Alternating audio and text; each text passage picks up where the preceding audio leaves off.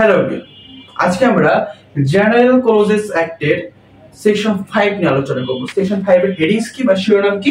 Coming into operation of ইনঅ্যাক্টমেন্টস।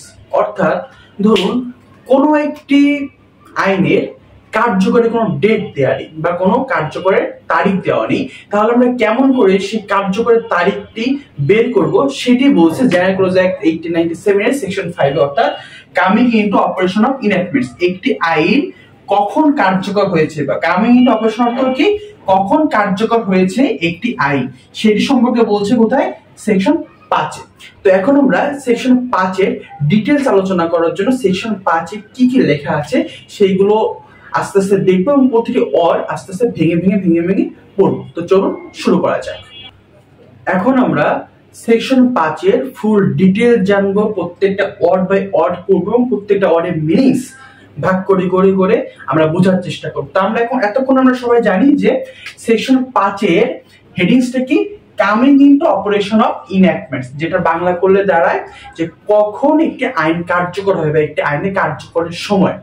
তো কি বলছে সেকশন 5 এর সাবসেকশন 1 এ যে where any act of parliament is not expressed to come into operation on any particular day।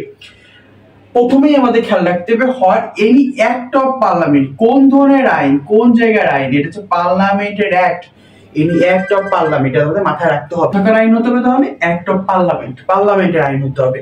এবং এটি যদি এক্সপ্রেস করা না থাকে, not expressed, is not expressed to come into operation on any particular day, অর্থাৎ কোন particular ডেতে কোন পার্লামেন্ট অ্যাক্ট যদি কোনো তারিখ দেয়া না থাকে বা কোনো সময় দেয়া না থাকে বা কোনো সময় এক্সপ্রেস করা না থাকে যে কখন এটি কামিং ইনটু অপারেশন বা কখন এটি কার্যকর হবে, তখন that it shall be coming into operation, তখন এটি আসবে বা তখন এইভাবে এটি কার্যকরের ডেট বের করতে হবে। প্রথমে এতে কি বলতেছে, in the case of an act of parliament to which this act.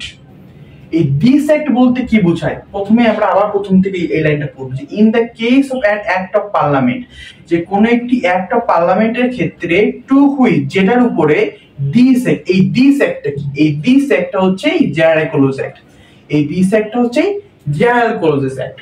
তো this act was applied before the 26th day of March 1971। এইটুকু মনে রাখতে হবে আমাদের। মোস্ট ইম্পর্টেন্ট পার্ট হচ্ছে এটা যে কোন একটি অ্যাক্ট অফ পার্লামেন্ট যার উপরে জেনারেল ক্লোজ অ্যাক্ট অ্যাপ্লাই করা হয়েছে before the 26th day of March 1971, অর্থাৎ 26শে মার্চ 1971 সালের পূর্বে, বিফোর অর্থাৎ 26 মার্চ 1971 সালের পূর্বে কোন একটি অ্যাক্ট অফ পার্লামেন্ট যেটার উপরে এই জেনারেল ক্লোজ অ্যাক্ট অ্যাপ্লাই করা হয়, সেই সকল অ্যাক্ট অফ পার্লামেন্টের ক্ষেত্রে on the date on which it receives the assent, অর্থাৎ 1971 সালের 26শে মার্চের পূর্বে যে সকল অ্যাক্ট অফ পার্লামেন্টের উপরে জেনারেল ক্লোজ অ্যাক্ট অ্যাপ্লাই করা হয়েছে, সেই সকল আইন যখন অ্যাসেন্ট বা সম্মতি প্রাপ্ত হয়েছে তখন তাকে ধরে নিতে হবে ওই আইনের কার্যকরের ডেট বা ওই আইন তখন থেকে কামিং ইনটু অপারেশন। অর্থাৎ রিসিভ দ্য অ্যাসেন্ট মানে কি, আমরা যে সংশোধন শুনি না যে হা যুক্ত হয়েছে, হা যুক্ত হয়েছে, হা যুক্ত হয়েছে, অর্থাৎ সম্মতি পাইলো, সম্মতি মাধ্যমে একটা আইন পাস হলো। এই অ্যাসেন্টটা, এই সম্মতিটা যেদিন পাস করা হয়েছে, এই সম্মতিটা যেদিন পেয়েছে সেদিন হচ্ছে ওই আইনের কার্যকরের ডেট। 26শে মার্চ 1971 সালের পূর্বে যে সকল আইন জেনারেল ক্লোজ অ্যাক্ট অ্যাপ্লাই করা হয়েছে, যে সকল আইনের উপরে জেনারেল ক্লোজ অ্যাক্ট অ্যাপ্লাই করা হয়ে থাকে। তারপর এটা বলতেছে in case of any other act of parliament. Any other act of parliament মানে কি? Any other act of parliament, any other act of parliament অর্থ হচ্ছে প্রথমে যেটা আমি 26শে মার্চ 1971 সালের পূর্বে যে সকল আইনগুলো করেছি, 26শে মার্চ 1971 সালের পরবর্তীতে যে সকল আইনগুলো, সেই আইনগুলো হচ্ছে any other act of parliament.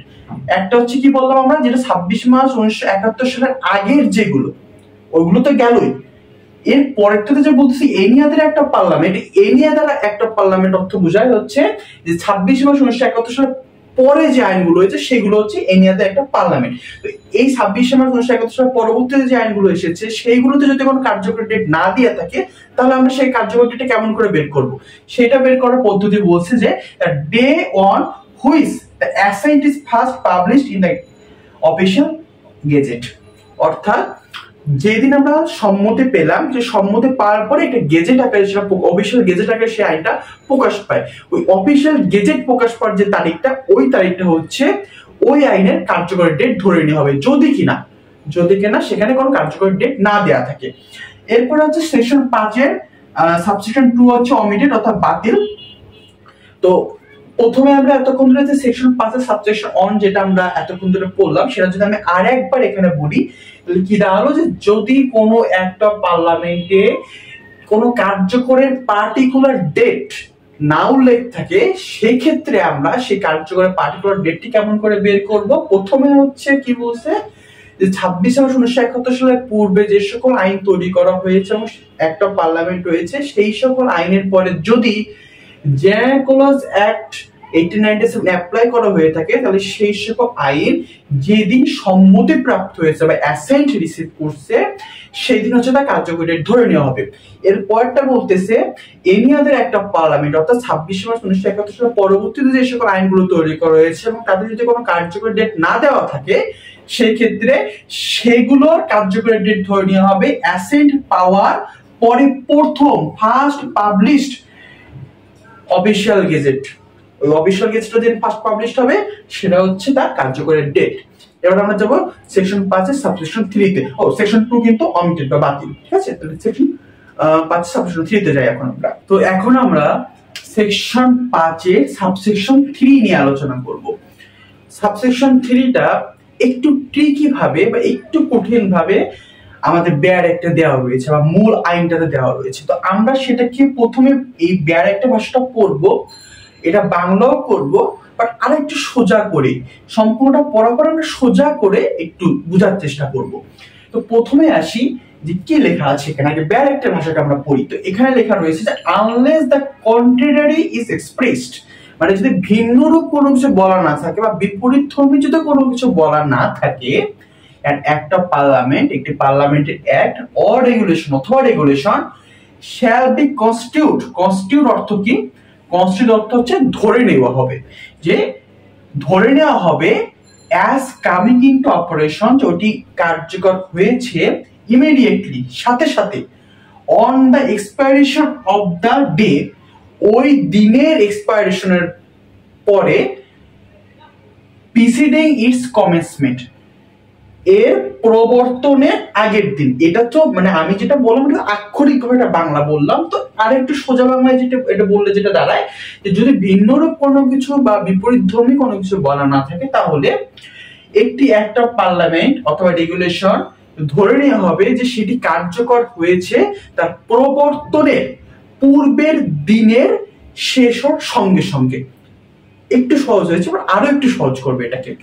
প্রবর্তনের পূর্বের দিন বলতে কি বোঝায়? ধরুন একটি আইন, আমি একটু উদাহরণ দিই এখানে, যে একটি আইন প্রবর্তন করা হলো বা কমেন্সমেন্ট করা হলো 22 এপ্রিল একটি আইন হচ্ছে প্রবর্তন করা হলো বা কমেন্সমেন্ট করা হলো। এবার এই 22 এপ্রিলের পূর্বের দিন কত? 21 এপ্রিল, তাই তো? 21 এপ্রিল যদি পূর্বের দিন হয়, তাহলে আমাদের ধারায় কি লেখা? Immediately on the expiration of the day preceding, preceding অর্থ কি? পূর্বে। কমেন্সমেন্টের পূর্বের দিন, কমেন্সমেন্টের পূর্বের দিন 21 তারিখ। 21 তারিখ যেদিন এক্সপায়ার হবে, 21 তারিখ এক্সপায়ার হবে কবে? রাত 12টার সময় হচ্ছে এক্সপায়ারেশন হবে। এই রাত 12টার সময় যখনই এক্সপায়ার হয়ে যাবে, এক্সপায়ার হওয়ার সাথে সাথে এই যে লেখা ইমিডিয়েটলি, এক্সপায়ার হওয়ার ইমিডিয়েটলি পরে এটির কার্যকরী ডেট ধরে নেওয়া হবে। অর্থাৎ এই সব কথার মূল কথা কি, যে যদি পরিবর্তনের যদি কার্যকরী ডেট না দেওয়া থাকে, তাহলে যেদিন পরিবর্তন হবে সেদিনই হবে হচ্ছে কার্যকরী ডেট, অর্থাৎ 22 এপ্রিল হচ্ছে কার্যকরী ডেট। এবং সেই কথাটা এখানে ঘুরিয়ে পেঁচিয়ে একটু কি করে একটু কঠিন করে লিখছে, যেহেতু এটা ব্যয় একটা ভাষা। তাহলে কি দাঁড়ালো, যে যদি নিম্নরূপ কোনো কিছু বলা না থাকে, তাহলে যে কোনো একটা পার্লামেন্ট অথবা রেগুলেশনকে ধরে নেওয়া হবে যে এটি তার কমেন্সমেন্ট অর্থাৎ প্রবর্তনের পূর্বের দিনের এক্সপায়ারেশনের সাথে সাথেই এর কার্যকরী ডেট শুরু হয়ে যাবে। অর্থাৎ সোজা বাংলায় যেদিন প্রবর্তন হবে সেদিনই তার কার্যকরী ডেট হয়ে যাবে। এটি হচ্ছে সেকশন 5 সাবসেকশন 3 তে বলছে। এবং সর্বশেষে যারা যারা এই ভিডিওটা একদম শেষ পর্যন্ত দেখেছে শুধু তাদের জন্য আমার একটা থ্যাংক ইউ, যে এতক্ষণ ধরে প্যাশেন্স নিয়ে এতক্ষণ ধরে ভিডিওটি দেখার জন্য। যদি ভিডিওটি ভালো লেগে থাকে এবং সেকশন 5টি যদি সম্পূর্ণ আপনারা বুঝে থাকেন তাহলে অবশ্যই একটি কমেন্ট করে দিয়ে যাবেন, লাইক করে দিয়ে যাবেন, এবং যদি কোনো ভুল ত্রুটি থেকে থাকে, যদি কোনো জায়গায় কোনো ভুল বলে থাকি, যারা সিনিয়ররা দেখছেন বা যারা আরো ভালো জানেন আমার থেকে এই জিনিসটা, তারা অবশ্যই একটি মন্তব্য করে যাবেন যাতে আমি ভুলটা ধরতে পারি। ধন্যবাদ।